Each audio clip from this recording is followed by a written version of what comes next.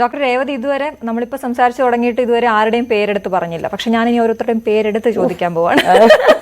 എന്നോട് പറയുന്നുണ്ടായിരുന്നു ഇവിടെ വരുമ്പോ ഞാനൊന്ന് ഇറങ്ങി ഇപ്പോഴും ആണ് അറിയാമോ, അത് ഞാൻ പറയാം. അപ്പൊ അല്ല, ഈ എയറിൽ ഇപ്പൊ കയറുന്നു എന്ന് പറഞ്ഞിട്ടുണ്ടെങ്കിൽ സംസാരിക്കുന്നവരാണ് ഏറി കയറുന്നത് അല്ലെ, എപ്പോഴും തുറന്നു പറയുന്ന അല്ലെങ്കിൽ എന്തെങ്കിലുമൊക്കെ കാര്യങ്ങളുള്ള വ്യൂസ് ഉള്ള ആളുകളാണ് അല്ലെ, അല്ലാതെ ഒന്നും മിണ്ടാതെ പോകുന്നവർക്ക് ഒരു പ്രശ്നമില്ല, കാര്യം പറയുമ്പോഴും വരും. അതെ അതെ അതെ. ഞാൻ ചോദിക്കുന്നത് ഈ നമ്മുടെ ഫൈനലില് സിബിനും പിന്നെ റോക്കിയും ഒന്നും ഉണ്ടായിരുന്നില്ലല്ലോ, അവരൊന്നും വിളിച്ചില്ലേ, അതോ അവര് പോവാത്തതാണോ, എന്താണ് സംഭവം? അതെന്ന് പറഞ്ഞാല് ഒരു പ്രശ്നം പുറത്ത് നടക്കുകയല്ലേ. അതെ.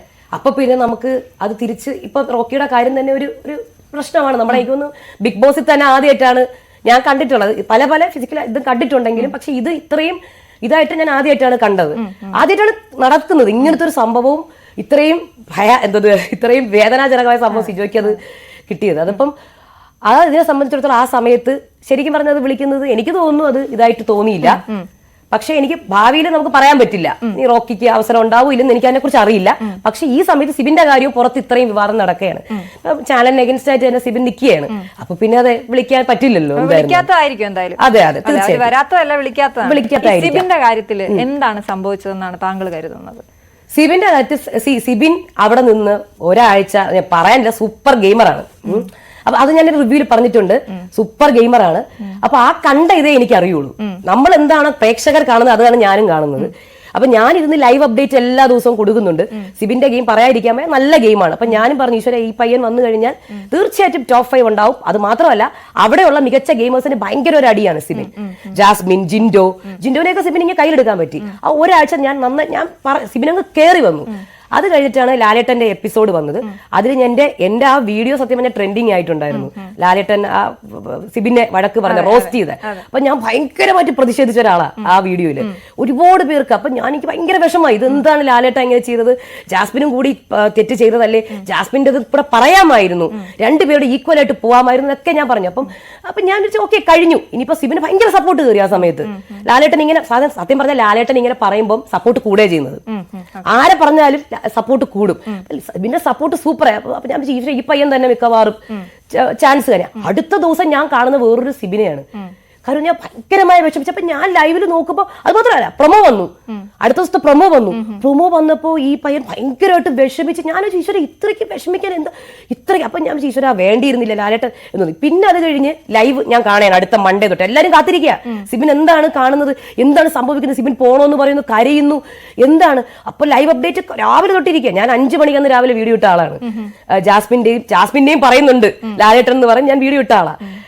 അതിനും അറ്റാക്കാണ് കേട്ടാ, എവിടെ നിന്ന് അറ്റാക്കാ, ഏതാ ഇട്ടാലും അറ്റാക്ക്, ഇട്ടില്ലെങ്കിലും അറ്റാക്ക്. എന്റെ അമ്മ ഏതൊന്നും നോക്കണ്ട, ആരും വന്ന് അറ്റാക്ക് ചെയ്ത് പോകുന്ന ആളാണ് ഞാൻ.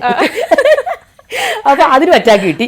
അതും കിട്ടിയിട്ട് ഞാൻ സിബിന് വേണ്ടി ഇങ്ങനെ അപ്പൊ രാവിലെ തൊട്ട് സിബിൻ കരഞ്ഞോണ്ടിരിക്കുന്നു, വിഷമിക്കുന്നു, ചാടാൻ പോകുന്നു. അപ്പൊ ഞാനപ്പോ പ്രാർത്ഥന, ദൈവമേ നല്ലൊരു പയ്യനാണ്, കണ്ടന്റും കിട്ടും, നമുക്കും നല്ലത് തന്നെ, നമുക്കും നല്ലതല്ലേ.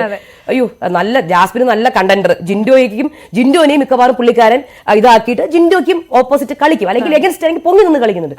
ഞാൻ പ്രാർത്ഥിക്കുകയാണ് സിബിൻ പോവരുതേ മനസ്സിലെ. എന്നിട്ട് ഓരോ ഇതിടുമ്പോഴും സിബിൻ എനിക്ക് പോണം, ബിഗ് ബോസ് എനിക്ക് പോണം. ഞാനപ്പോ സിബിൻ പോവരുതേ, പോയാ കളി കഴിഞ്ഞ് ഇങ്ങനെ ഞാൻ പ്രാർത്ഥിച്ചുകൊണ്ടിരുന്ന ആളാണ്. അവസാനം ഞാൻ വിട്ടു, എനിക്ക് പോണം, എന്നാ പിന്നെ പോ എന്നുള്ള രീതിയിൽ. പിന്നെ അടുത്ത എന്റെ ലൈവ് അപ്ഡേറ്റ് ഇങ്ങനെയായിരുന്നു, എന്നാ പിന്നെ പോ. കാര്യം എല്ലാവർക്കും ഒഴുകുന്ന ഫാൻസ് ഉണ്ട്, സാധാരണ പ്രേക്ഷകരും ഉണ്ട്. അപ്പൊ ഇവര് പറഞ്ഞു പോകുന്നെങ്കിൽ പോട്ടെ ചേച്ചി, പിന്നെ അല്ലാണ്ട് എന്ന് പറഞ്ഞു. അപ്പൊ ഞാൻ പറഞ്ഞു പോകുന്നെങ്കിൽ പോട്ട്, അല്ലാണ്ട് പിന്നെ എന്ത് പറയാ, ചെറിയ കാര്യത്തിനൊക്കെ ഇത്രയ്ക്ക് കിടന്ന് കരയേണ്ട ആവശ്യമുണ്ടോ എന്നും പറഞ്ഞ് ഞാനതങ്ങ് പോട്ട്. ഓപ്പോസിറ്റ് 100 ദിവസവും ഞങ്ങൾ ഗബ്രിയും ജാസ്മിനും ഒക്കെ പിന്നെ പറയണ്ട, ലാലേട്ടന്റെ എപ്പിസോഡിൽ മൊത്തം എണീറ്റ് നിൽക്കല. അപ്പം ഞാൻ വിചാരിച്ചത് എന്തോന്ന് പിന്നെ പോട്ട്, നമ്മളിനി എന്ത് പറയാനാണ് എന്ന് വിചാരിച്ചാൽ ഞാൻ അതങ്ങ് വിട്ടു. സത്യം പറഞ്ഞാൽ വിട്ടു. ഇനിയിപ്പോ നമുക്ക് ബാക്കിയുള്ളവർ വെച്ച് ഗെയിം കളിക്കാന്ന് വെച്ചു. അത് കഴിഞ്ഞ് സിബിൻ എവിക്റ്റായി. എനിക്ക് വിഷമമായി, ഈശ്വര നല്ലൊരു ഗെയിമറാണ്. പിന്നെ പുറത്തിറങ്ങിയിട്ട് കാണിക്കുന്ന കഥയോട് എനിക്കൊന്നും പറയാനില്ല. പുറത്തിറങ്ങിയിട്ട് സിബിൻ ഓരോന്ന് പറഞ്ഞു തുടങ്ങിയല്ലോ, അതിനെക്കുറിച്ച് എനിക്കൊന്നും മനസ്സിലാവുന്നില്ല കാര്യങ്ങൾ സത്യമായിട്ടും. പിന്നെ ഞാൻ ഒരു റെസ്പോൺസും കൊടുത്തില്ല. കഥ തന്നെയാണെന്നാണ് ഡോക്ടർ വിശ്വസിക്കുന്നത്. എനിക്കറിയില്ലടാ, എനിക്ക് വിശ്വസിക്കാനൊന്നും അറിയില്ല. കാര്യം അത് സിബിന്റെ കാര്യമാണ്, അത് സിബിൻ പറഞ്ഞു തെളിയിക്കട്ടെ. എനിക്ക് അറിയത്തില്ല. കാര്യം നമ്മുടെ പ്രേക്ഷകരോ ഞാനോ നമ്മളൊന്നും അറിയാത്ത കാര്യമാണ് സിബിൻ പറഞ്ഞുകൊണ്ടിരിക്കുന്നത്. അത് സിബിൻ തെളിയിക്കട്ടെ, അതേ എനിക്ക് പറയാനുള്ളൂ. ആ സമയത്തുണ്ടായ എന്തെങ്കിലും ഒരു മാനസികാവസ്ഥയിലായിരിക്കും പെട്ടെന്ന് അത്രയും തവണ പോണം എന്ന് പറയും. ആയിരിക്കും പുള്ളിക്കാരന് വിഷമമായിട്ടുണ്ടാവാം. തീർച്ചയായിട്ടും വിഷമമൊക്കെ ആവും, മനുഷ്യരല്ലേ, തീർച്ചയായിട്ടും വിഷമമൊക്കെ സിബിൻ പ്രതീക്ഷിച്ചു കേട്ടോ എന്തെങ്കിലും. കാര്യം അത്രയും നന്നായിട്ട് പവർ റൂമൊക്കെ നല്ല ഏറ്റവും ബെസ്റ്റ് പവർ റൂം ആയിരുന്നു സിബിൻ്റെത്. അപ്പം പ്രതീക്ഷിച്ച് കാണും നന്നായിട്ട്. അപ്പം ഫുൾ റോസ്റ്റിംഗ് ആയിരുന്നു. ഞാനപ്പം പറയണേ, ഞാൻ എന്റെ റിവ്യൂല് പറയണേ, ഇത്രയ്ക്കും വേണ്ടായിരുന്നു ലാലേട്ടാ, കുറച്ചൊക്കെ ഒരു ഇത് വേണ്ടേ. എന്റെ തമ്മിൽ ഇതായിരുന്നു പ്രേക്ഷകർ, അങ്ങനെ എന്തോ ഇത് പ്രേക്ഷകരുണ്ട് ലാലേട്ട എന്നൊക്കെ പറഞ്ഞാൽ ഭയങ്കര ദേഷ്യത്തിലായിരുന്നു കേട്ടോ. ഭയങ്കര ദേഷ്യത്തിൽ. അപ്പൊ ഞാൻ വിചാരിച്ചു അതിനകത്ത് ഒരു നല്ല വാക്കെങ്കിലും പറയായിരുന്നു എന്ന്. പിന്നെ അത് കണ്ട് സിബിൻ പിന്നെ അങ്ങോട്ട് പുറത്തിറങ്ങിയിട്ട് പറഞ്ഞ കാര്യങ്ങളൊക്കെ ഞാൻ വെച്ചാൽ ഇതെന്താണ് സിബിൻ പറയണത്, എനിക്കൊന്നും കാര്യം പിന്നെ നമുക്കൊന്നും അറിയില്ല. സിബിൻ പറഞ്ഞത് നമ്മൾ കാണാത്ത കാര്യങ്ങളാണ്. അപ്പൊ നമുക്ക് അതിൽ എന്ത് അഭിപ്രായം പറയാനാണ് എനിക്കറിയില്ല. കൺഫെഷൻ റൂമിൽ നടന്ന കാര്യങ്ങളും നമ്മൾ കണ്ടു. സിബിനെ വിളിച്ചിരുത്തിയിട്ട് ഇപ്പൊ ബിഗ് ബോസ് പറയുന്നുണ്ട്, സിബിനെ നിക്ക് ഒന്നും കൂടെ ആലോചിക്ക്. ഇല്ല ബിഗ് ബോസ് എനിക്ക് ഇല്ല പറ്റും. അപ്പൊ ഞാൻ ഇവിടെ ഇരുന്നുണ്ട്, ഷോ പറയല്ലേ, അങ്ങനെ പറയല്ലേ എന്നാണ് ഞാനിരിക്കുന്നത്.